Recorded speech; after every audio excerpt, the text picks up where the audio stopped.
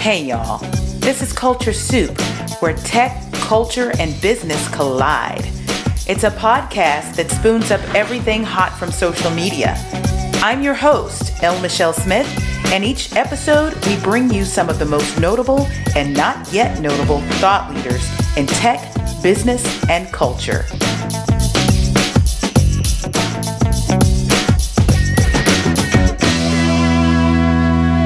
I'm bringing to you a very special edition of the Culture Soup podcast.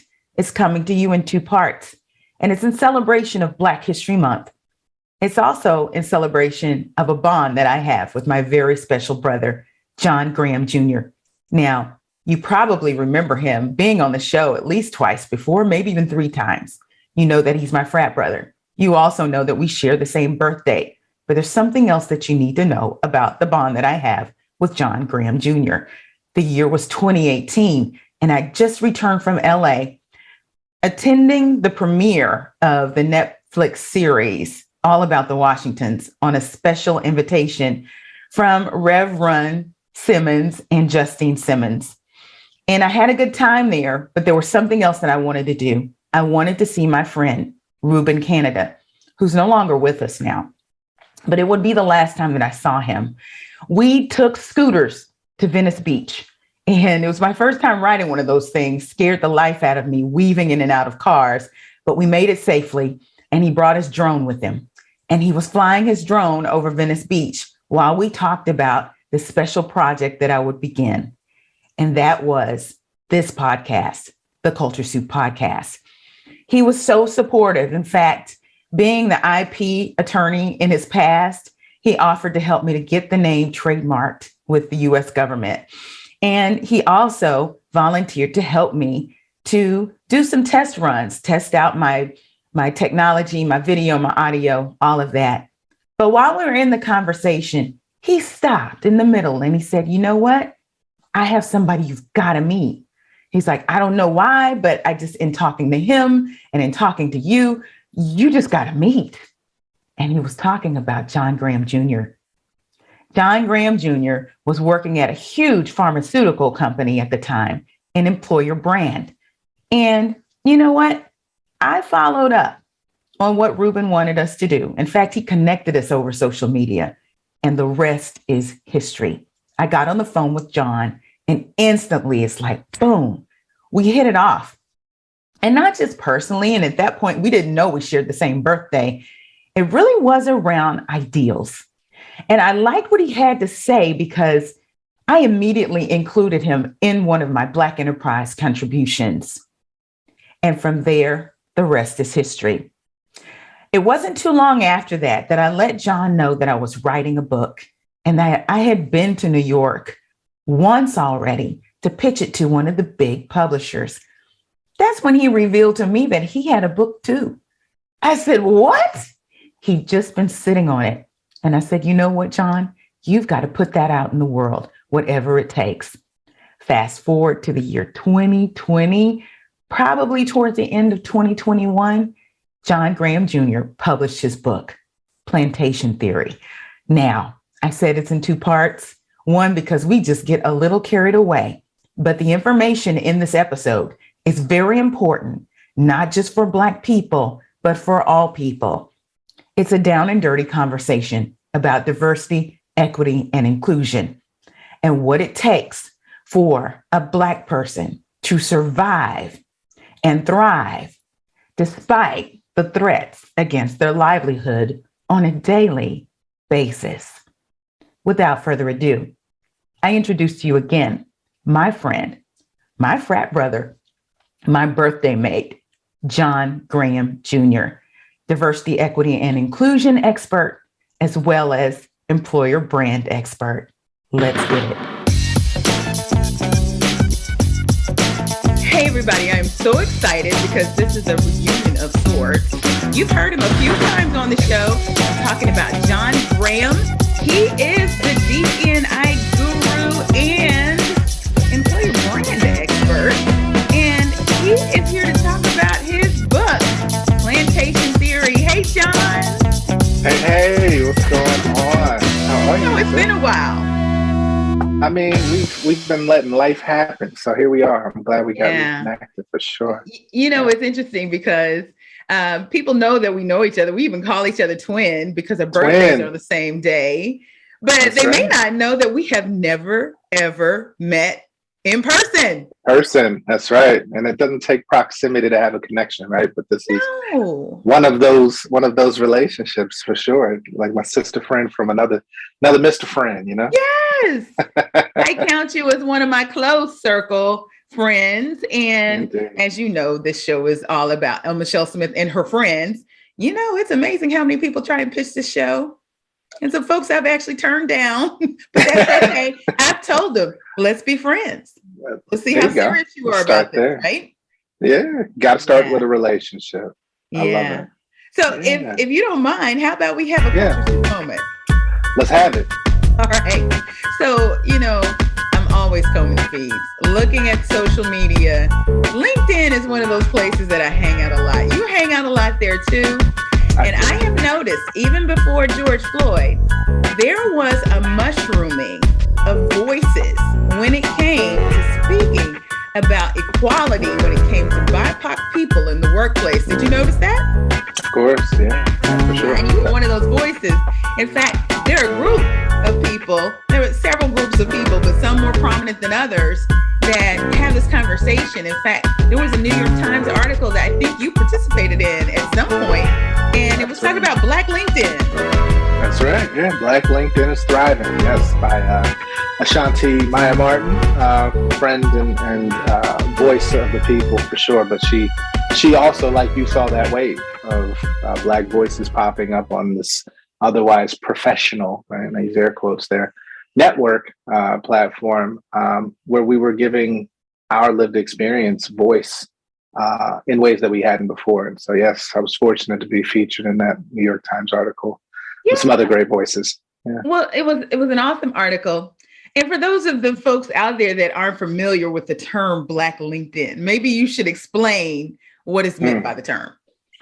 Yeah, so Black LinkedIn is Black professionals leveraging LinkedIn to highlight the lived experiences that we encounter navigating corporate or academic spaces. Our perspectives are oftentimes universally shared, but there's a hesitance to speak them aloud for fear of repercussion. Naturally so, we understand that. And that essentially highlights the struggle between freedom and security, right? Which is the subtext of the book I wrote. But yeah, Black LinkedIn is indeed thriving. It continues to grow, and you see more and more new voices with larger platforms get amplified. So, well, and it was refreshing to see. It's like suddenly my people, we were there all the time, but were we heard? I don't know. But there was something about the power of the collective and the way the algorithm works. If we're all supporting one another, those voices are elevated. You agree? To an extent, yes. Well, it gets tricky when you talk about the algorithm because even within our Black LinkedIn community, we'll get wind of posts weeks after they've been posted when, we should be seeing them pop up primarily in our newsfeed. And so there's still a wave of, I'll say, suppression of certain topics and commentary for sure. Nobody will obviously reveal what that algorithm is doing, and there's been denial when it's been brought up with the platform. But these are the things that come along with it. So we find other ways to amplify. Totally, and one of those ways is writing books. I've written one way. Two. I've forgotten how many.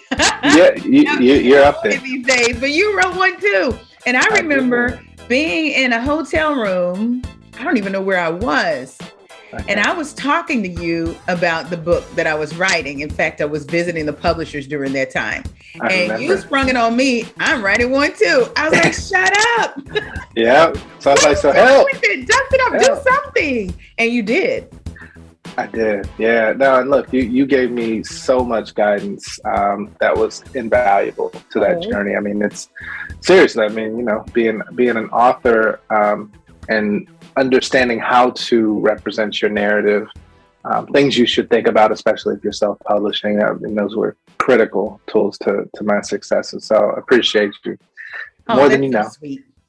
For What sure. else would But you do, right? I mean, that's we're obligated, right? But Yeah, once we receive knowledge, have knowledge, it's not ours to hoard, right? It's up to us to right. spread that. So yeah, so I took that opportunity to capture a complete thought rather than these blog articles and LinkedIn posts, which were getting a lot of traction and great response, but they were uh, disconnected, but yet somewhat connected, and I couldn't get the whole thought together. So the book was the next logical step there. So Well, I'm glad uh, you did it.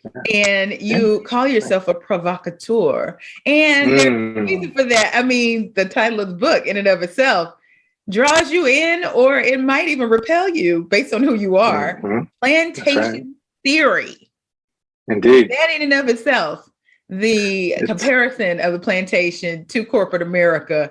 And you and I have sure. had so many conversations about Yeah. that topic in and of itself. But tell us the premise of Yeah. plantation theory. Yeah, for sure. Yeah. So, I'm a historian. I went to the oldest degree granting HBCU in the country twice for my undergrad and my master's. There's a long legacy there, and as an African studies major, it was always important to understand how history connects to the modern day lived And experience. tell everybody which school that is. Oh, that's the Lincoln University of There you go. Pennsylvania, 1854. Yes. Uh, so it was important for me to take that same approach and outlook into the corporate spaces, and I always understood that what we were experiencing in a modern day environment was still very much rooted in the constructs of the past. They've just been updated, evolved branding, different titles, whatever the case may be, but the structure is largely still the same.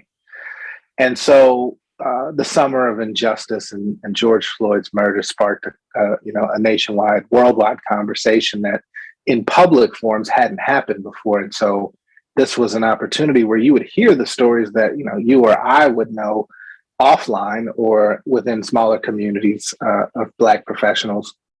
But now they were getting spotlighted and brought to stage in open forums at the behest of executive leadership. And so you could hear the universality of our experiences that you would assume, right? An outsider would say they must have gotten together and coordinated their stories because they were so in alignment. And at that point, I realized that that there needed to be a conversation, especially since history, which is a highly contentious subject today for sure, but history has not been taught in a way that would provide an unvarnished truth or an unvarnished perspective. And so I felt what better time than to combine my background, my passion as well for history, but also my years of experience in corporate to bring to light these lived experiences and what they're founded in. That's awesome. And you're right. As I continue to grow my private practice in coaching, executive coaching, primarily individuals who are in the corporate realm with a sweet spot for women of color and especially Black women. I coach everybody. In fact, I've got some men, I've got white men, I've got everybody, but my heart is there for my sisters. Sure. Because of the lived experience. First of all, I am them. But then in speaking to them over the course of the last 3 years, you're absolutely right. It's like plug and play. Doesn't matter who the sister is, what company she's working for, where she is in the country, what role she has. She tells the same story. That's and right. It is very powerful to take that collective voice and bottle it, if you will, and share it back to the community. It really resonates because we understand, we live it every day. That's right. Yeah, and to that point, because we live it every day and it is largely hidden from a power dominant culture, there's a tendency to make us believe we're crazy. I mean, It's all in your head, right? It's you have all the opportunity in the world. You went to great schools. You have access. You live in a great neighborhood. how are you oppressed, right? Like, but there's a undertone and a hidden or more insidious reality that isn't tangible in the senses of objectivity and science, but it very much is a real experience. So I wanted to make sure that people knew they weren't crazy. It's interesting, and I appreciate that. The more we can have more dialogue that reinforces the fact that our parents, our ancestors drilled in us that we were excellent, and that when we go into these environments, that's when we actually get that psychological trauma that happens to us. It has us thinking that we aren't. And so many of us have taken on the buzzword of imposter syndrome when, I'm sorry, you didn't go into that space thinking you were less than. Something happened when you went into that space. That's right. The negativity just seeped through your pores. That is not imposter syndrome. No. That's the construct at work, right? And it's interesting you brought up how we're coded, right, by prior generations, and I often associate this with like an operating system in software. Yeah. Well, the operating system largely hasn't changed. There's been software updates, right? Yeah. However, as we look generationally, we've been bringing the same software, passing that software down, and at this point, newer generations are opting out of the operating system and trying to create their own. But ultimately, excellence was something you said, and there's this notion that we have to work twice as hard to receive half the credit or recognition. Yes. And the reality is that was designed to benefit those who were coded for mediocrity, right? And this is where the incompatibility comes in, and ultimately we've been told that our value is based on our work output. Yes. That is a carryover from plantation theory, right? Yes. And so old black tax. That's it. And so we carry that into an environment that isn't built on leadership. With that, leadership isn't built on that premise. Let's just say that. So we're saying we're bringing all the credentials, we're bringing all the excellence. We work twice as hard as our counterpart. We should be managing the manager that has authority, but and we probably trained them. We trained them. We hired them, vetted them, brought them in, and watched them get promoted over us. But then we question why that is when our outputs are phenomenal. But then we weren't also given access to what the leadership qualities are, and that has very little to do with your work output, and more of the intangible, the softs, the pedigree, and all of those other things. So I highlight these things in the book because it's a conversation that I think we need to have specifically as Black professionals on what we're subjecting ourselves to by opting in, and how we make different moves going forward that do create opportunities for us to make Black spaces rather than make white spaces comfortable for Black folks. Right. So y'all, if you're just joining, if you're way down into the show and you're just catching up, this is John Graham, and he's the author of Plantation Theory. And you bring up a really good point about the leadership skills, and this is where I live. I tell people all the time, if they try and pigeonhole me as a DE&I coach, they've got it all wrong. Yeah. I do leverage the tenets of DE&I because, again, I have a sweet spot for people of color, especially women, because we've got that double disadvantage. All that to be said, these leadership tenets have not been shared with us very openly. And we are just now being exposed to it thanks to voices out there on LinkedIn, those who are consulting, those who are coaching, and have a heart for women of color. My next book is called Yes, Please, 7 Ways to Say I'm Entitled to the C-Suite. And it's the secrets women of color need to know in order to find their happy and succeed in an exclusive corporate culture. Now, one of the secrets that we talk about is likability. And most people see that word as I need to be liked. When actually it means the ability to be liked. Doesn't mean they necessarily like you. And when it comes to how we have been couched with some of the tropes, angry Black woman, not strategic, all of these tropes that are assigned to Black women, and we know based on talking to all sorts of Black women, it's happened to all of us before, that it comes into collision with some of the stereotypes that have been placed upon us, but still we have to achieve this idea of likability. Can you talk about likability and what that really means? Because there's some code there, right?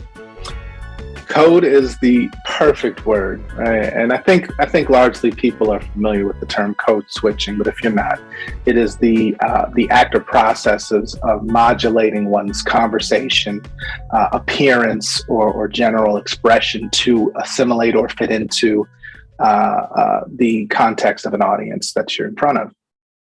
And so Black folks automatically do it. We're bilingual in that sense. We speak one way when we're not at work. We speak a different way when we're at work, depending on who was around or whatever the case may be.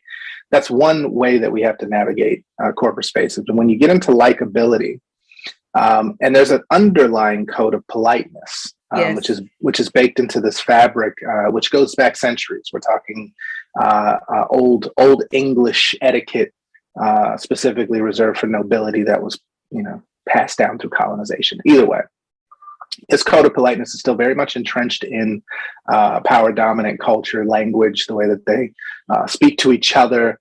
And what you'll notice is there's an indirectness, there's an implied meaning in the language they use. And if you've ever sat in a corporate meeting and you're listening and they're saying a lot, but they haven't said anything. Right. And everybody seems to agree, but I'm sitting here like, well, what are you trying to say? Right. Right. And so likability becomes the process of conformity to a standard that's defined for success. Mm-hmm. And that standard doesn't necessarily look or sound like you. Right. Now, you can learn through osmosis, or you can learn by having been pulled to the side and somebody giving you game and saying this, right? But it is a different language. And I've done some very good work with a friend of mine who's a doctor in psychology, Dr. Jimmy Chelto, who a Black psychologist, graduated from pedigreed institutions with her PhD, went to Howard undergrad. But she has blown the lid off of the fact that language is the biggest gap between the cultural realities and racial realities, and how language is used.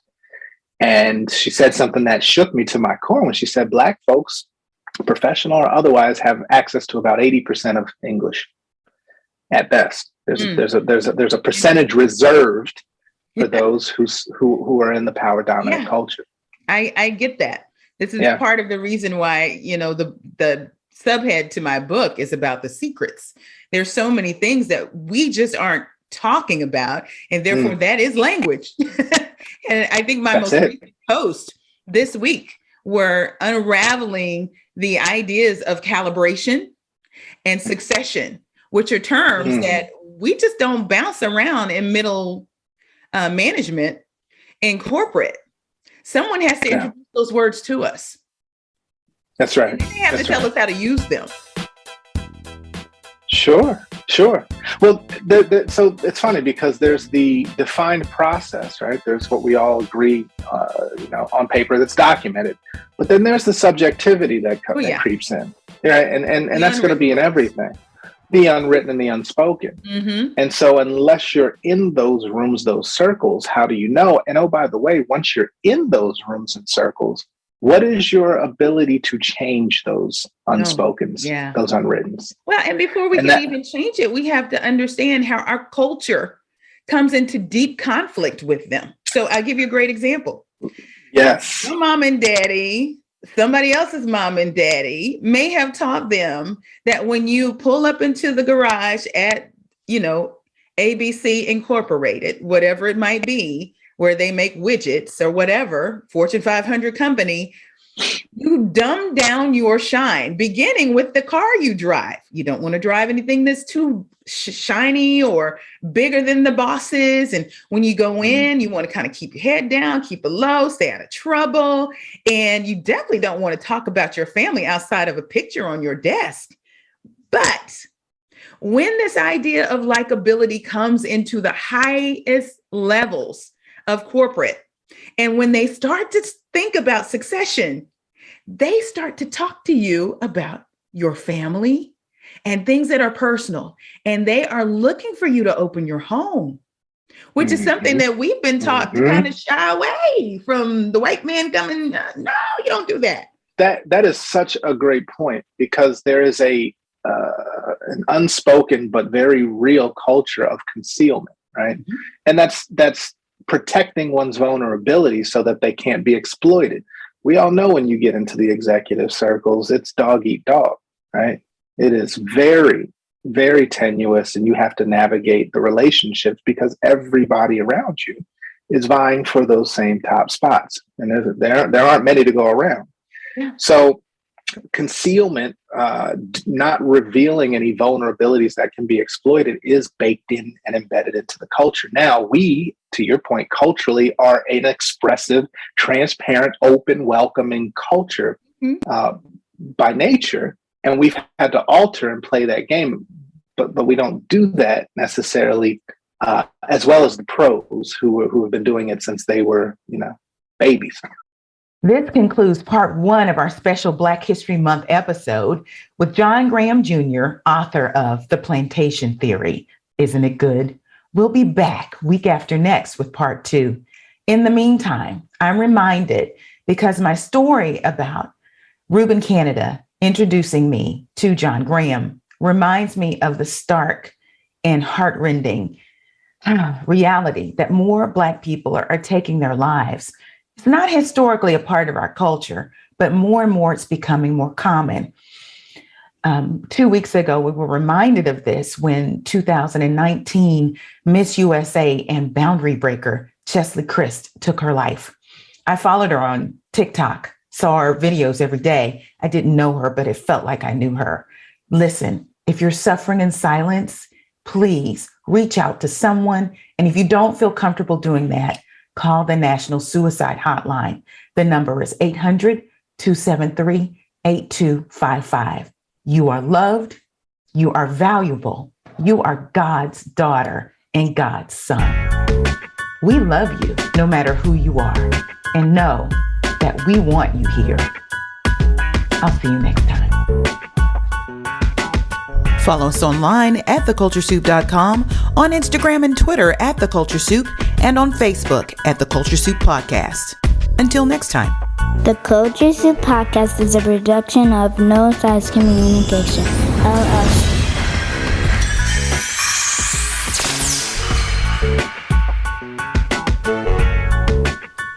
The Culture Soup Podcast is a registered trademark of No Silos Communications, LLC.